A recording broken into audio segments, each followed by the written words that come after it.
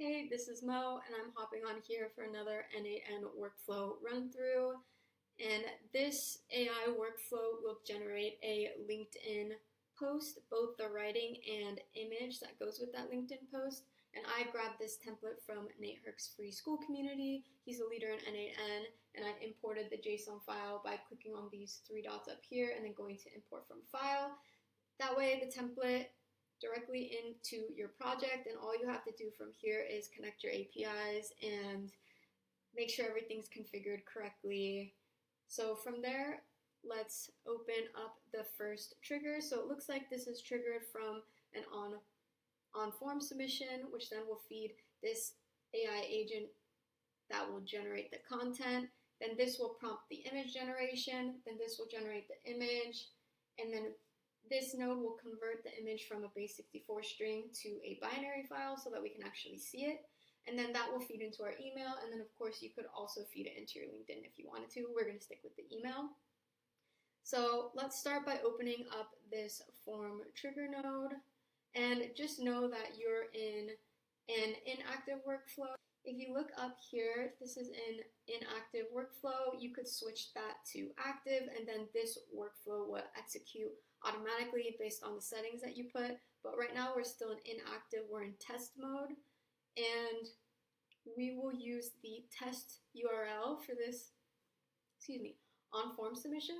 So I'll copy this, or actually I think I need to click execute so that it's listening first, and then this tab will open automatically, and here's where you're going to submit the fields for the form that will feed that next AI agent node. And this is a test version, as you can see, so we're knowing that we're in the right place. I'm just going to enter my email.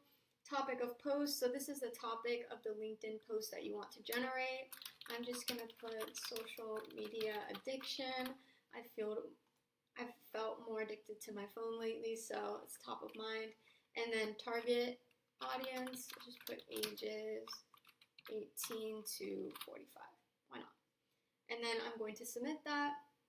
And then let's see. Okay, great. So now we have an output here, and it's pulling directly from the form that we just submitted. And I'm going to pin this data so that we don't have to keep running this node. And if we execute the workflow, it will pull from this data automatically. And we have the items, the fields that we're looking for. So now let's click out of it, and then let's go into this next node, LinkedIn post agent. Let's open this node.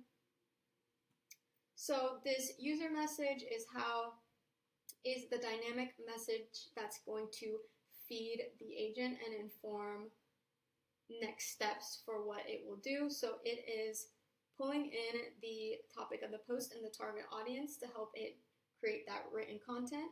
And then this system message is instructing the agent of its role. So Nate already had this written out, and he also has a custom GPT that will create master prompts that you can also check out that I've been using as well. So overview, you're an AI agent specializing in creating professional, educational, and engaging LinkedIn posts based on any topic provided by the user. So that was in that user message up there.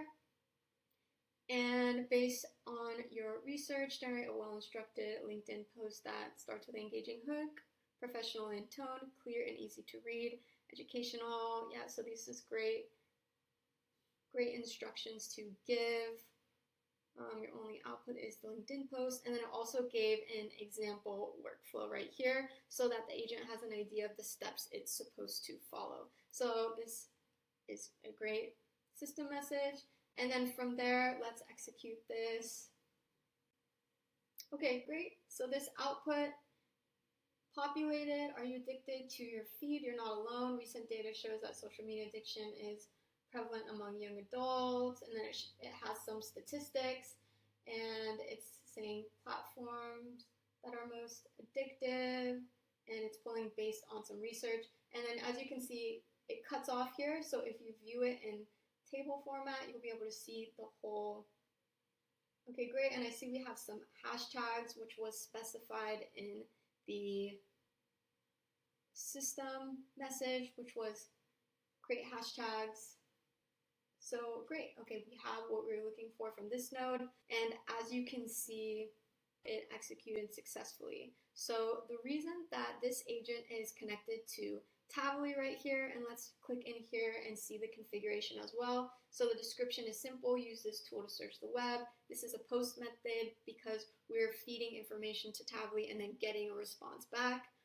This URL is all configured great, and I'm sure he used a curl command to set this up quickly and correctly. So we used a header auth here, and I have my header auth pre-set up, so you just create a credential here and you don't have to insert your API key every time. And I turned the header off because we have the header off up here, so this switch can be toggled off. And then so for the body, it's specifying that it's pulling from that search term, which is the query, which is the social media addiction post.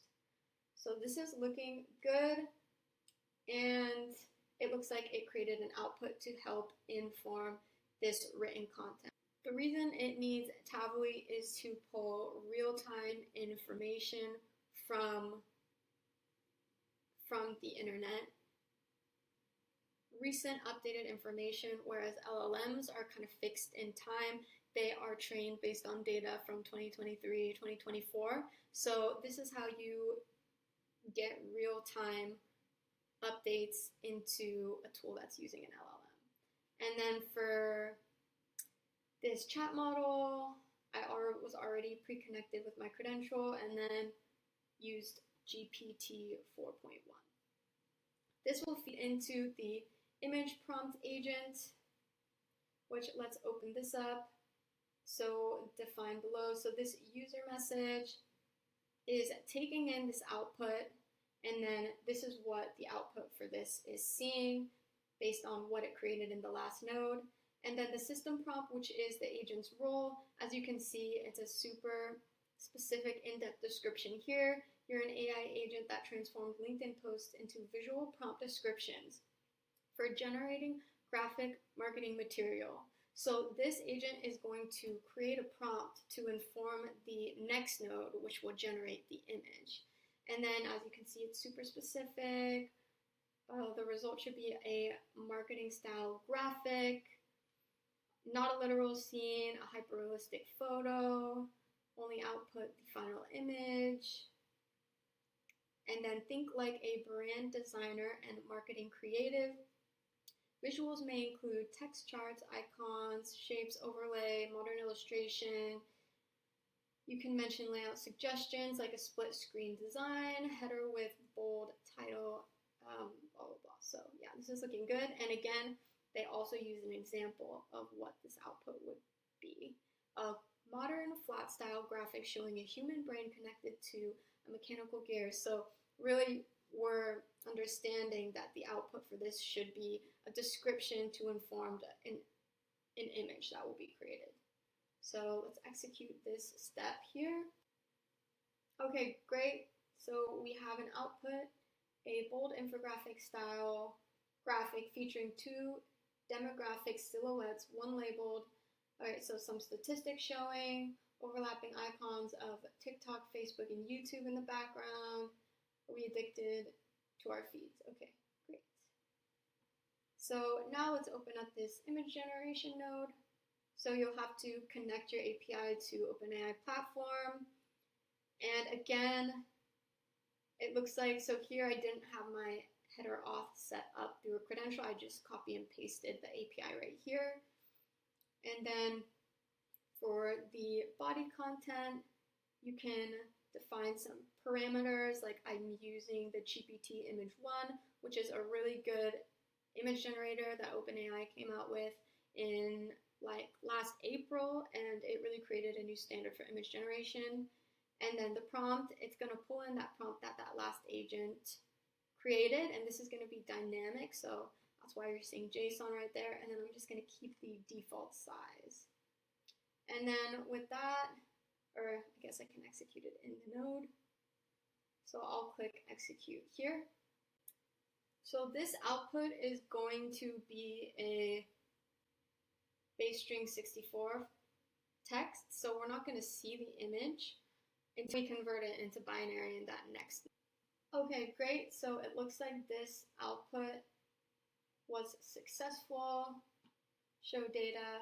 So as you can see, like I was saying, this is base64 JSON, and we're seeing that output right here. So let's click out of this node, and now we're going to convert that base64 string file. So in this, I imagine we're pulling this output, which is what we are doing. So just make sure that that operation is correct. Move base64 string to file, and then we're specifying this right here, this data0.base64 JSON, and then the put output field is data, and then let's execute this. And this will allow us to see the image. So let's view it. Okay, interesting. Are we addicted to our feeds? So exactly what we were looking for, a visual to go along with our written text for our LinkedIn post. So yes, it's visually representing the themes of social media addictions, the silhouettes, the icons of the apps, some statistics pulled from research, and kind of an engaging hook, are we addicted to our feeds? So that's a very interesting image that it output for us there. And then from there, let's just feed it into our email, and I'll just quickly click into this one. So just make sure that your Gmail account is connected through your credential, your API, and resources message, operation send. So two, we're going to pull from that on-form submission email from that trigger node. And then the subject, you can prompt here, your LinkedIn post is here, email type, text. So here you go, Mo, and then it will just add the written content and the image. So I'm just going to execute this node here, clicking this play button after we already saw it was configured correctly. So we did get a new email in our inbox that was specified here. So here you go, Mo, are you addicted to your feed? You're not alone. And then here is the written content, the hashtags as well. And then ideally you'd want a source here as well. So maybe do some, or according to addiction help. Okay. And then we'll view this image here as well. So this is all looking good. So now you have a LinkedIn post ready to go. So as you can see, this workflow executed successfully. We got what we were looking for, that LinkedIn post. So you can automate this and make this a useful workflow for you. And that's it for this workflow, and I'll be back for more. All right, thanks.